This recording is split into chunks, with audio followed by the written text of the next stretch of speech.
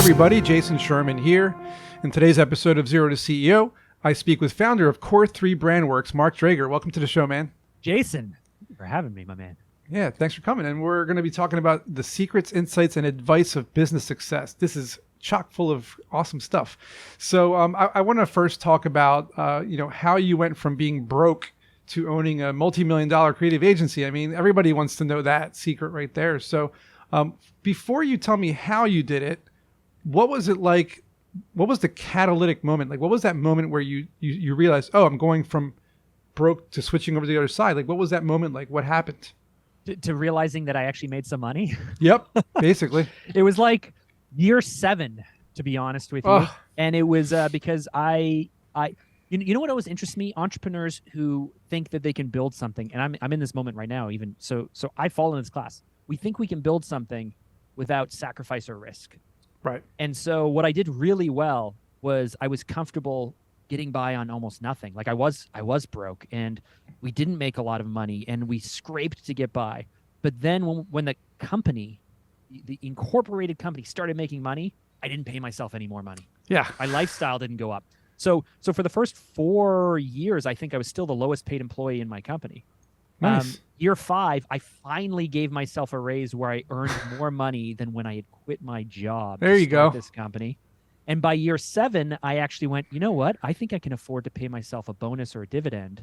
And then I paid off my mortgage. Oh, it wasn't a huge mortgage, but I first time I pulled money out of the company, I was like, I'm paying off my mortgage. And then suddenly I went from like 5 years of scraping to get by to like in a year and a half. And it felt like overnight, but it was really because I was 7 years reinvesting. And then finally I felt comfortable pulling a little bit of money out. You know, people always think things like this happen overnight. They don't realize how long we grind to get to that point, right? They think that, oh, look at that company just raised $1 million or that company sold for $1 billion. Like, yeah, did you watch them grind for 20 years? No, they don't. So I guess one of your secrets or your tips here is to, keep reinvesting, take the minimums that you can to just keep things moving until you see the money pouring in, and then you can finally pay yourself a little extra. That's a good way to look at it. I always tell people something similar. I say, make your expenses more minimum. So like instead of spending so much, take your expenses down, because it's actually the opposite, as opposed to making more money, right? And then you have to like spend more money because you have more money versus spending less money because you make less money. Now, when you make a lot of money, there's not a lot of expenses. So I like that. That's true. I do find, though, that some people get so caught up on removing expenses, they forget that there's the other side of it. Like, just go make more money. Yeah. Right? Like, you can get so fixated on getting smaller and smaller and tighter. But at a certain point, it's just like, just go earn more money. Go sell more. Go advertise more. Go do more. And then more opportunities will come in.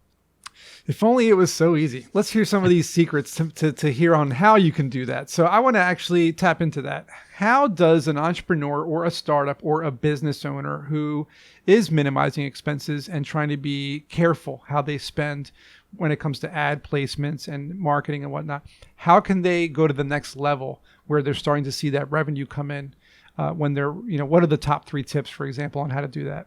Oh, man, this is what I do all day, every day. So at Core 3 Brandworks, we're a brand strategy company.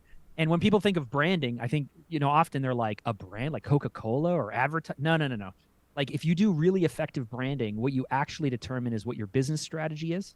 So what do you want to sell? What do you want to build? What do you want to accomplish? Like if that's really clear, like if I want to start an e-commerce shop that sells red sneakers to teenagers, cool. Like I just made something really specific and clear. And then the next step is to understand your audiences, your prospects, your customers, your target audiences. If I want to sell red sneakers to teenagers, that narrows down what I'm doing. Like what channels are they on? How will I get in front of them? How will I appeal to them? What will I say to them? I only have one product, right? Keep it really small, keep it really simple. Try to niche down. And once you know exactly what you want to build and you know exactly who your audiences are and what they care about, and then the last step, which very few people do, is the third player in this is your market or competitors. Who else is trying to steal your target audience's attention or their dollars? And once you have those 3 things mapped out in specifics, the actual tactics, like where do you spend money? And how much do you spend? And are we overspending? And can we set up measurements to know if it's working or not? And how can we test different messages? Like all of that stuff becomes clear if you just lay out these core 3 components. It's funny, I'm currently doing that for my startup, believe it or not. And I'm always in a startup, but we launched about a month ago. It's called Spinner. And the stuff you just said, so I want to know, because my team would love to hear this and people watching, listening, what do you think is the most effective? Do you think it's TikTok ads, Instagram ads, Facebook ads, Google ads, App Store ads, or all the above? Or is it for different types of content, different types of ads? And and how do you take that market share from the bigger guys? How do you weasel your way in? Let's hear it, man. Yes. You're the expert. It's all great. And so here you just touched on a point. You, me, all of us, we think in terms of tactics, right? Like I need to start a podcast. I need to start TikTok ads. I need to grow a following. I need to go here. I need to go there. Here's a perfect example. I had a client who came to me who said, I need to grow my sales. And this was a really interesting project because this client sold $1 million contracts to very large organizations to help them with like data, like moving to data something, whatever, data driving things. Right. But I go, okay, so in your market, in your niche, how many people are there? He's like 400 or 500. Okay. If there's 400 or 500 people, I don't think we need to start an advertising campaign. I don't think we need to start a marketing campaign. I think you need to figure out like what conferences do those 500 people go to, sponsor those conferences, then give them a really great offer. When they take that free offer, they're going to hit your landing page and then retarget or remarket to those people, because you have your event is your awareness. And then you give them stuff for free to bring them to something so you can qualify which of the 25, 50, 60, 100, 500 of this group will actually be interested in you right now. Right. And then you remarket to them through whatever channel they happen to go to. So maybe that's TikTok, but probably not. How would you do that for like a software, for like an app? Because a lot of people out there have platforms and apps and websites and things like that where you don't really have a product. It's just more like just use our app. How do you tackle the the chicken and the egg syndrome where you need X amount of users on an app in order to get more users, because if not they show up and there's no one there, so how do you get that first 10,000 people on the app, for example? Well, so first of all, I think again, when you're working with a business through this process, you have to ask yourself where your number one challenge is. Most people, if you're just launching an app, then yes, you do need to be able to have that tipping point of awareness. So how will we get awareness? Now that might be through advertising, but it's very competitive because most of your competitors are dumping a lot of money into advertising. Yep. They may have a lot of lifetime value, meaning they're willing to overspend and lose money to acquire someone, which means you can't play that game unless you have deep pockets. So maybe you're going to go more of a PR route and actually try to find bloggers or articles that will speak about it. Like you have to handle the attention component. Right. But then the next level down is once people hit the app store, they hit the landing page or what have you, you do need reviews, you do need screenshots, you do need to explain stuff, you need all of that positive stuff. So ideally you would beta that first through kind of friends and family or even people you might be paying to be able to acquire those credibility social proof pieces. But most apps actually have the problem of the fact that they can't keep people, right? The vast majority of apps that are downloaded are deleted within a day or two. And so if we actually have a CX, like a customer user and retention problem, then I would probably focus on that over the mass awareness, because the mass awareness is so expensive. Yep. Let's make sure that we're retaining people on app. Let's make sure we're giving them a great experience and then figure out maybe a referral strategy through push notifications or what have you. Like, again, we always think in terms of like what tactic and what can I do for marketing and advertising, but our goal is to sell things to ideally more people for more money. And if we focus on that goal, we can then reverse engineer the lower cost, more scrappy solutions to get there. And sometimes, most times actually, volume doesn't help you. You don't want more. You want quality, of the right people, right? Quality over quantity. That's what I've been telling my team as well. So this is another thing too, is when you mention getting out into the market and showing what you have available on your landing page and screenshots and all that stuff, but also explaining it to audiences all over the internet. Maybe people aren't confident enough to speak on behalf of their brand because they're not that kind of person.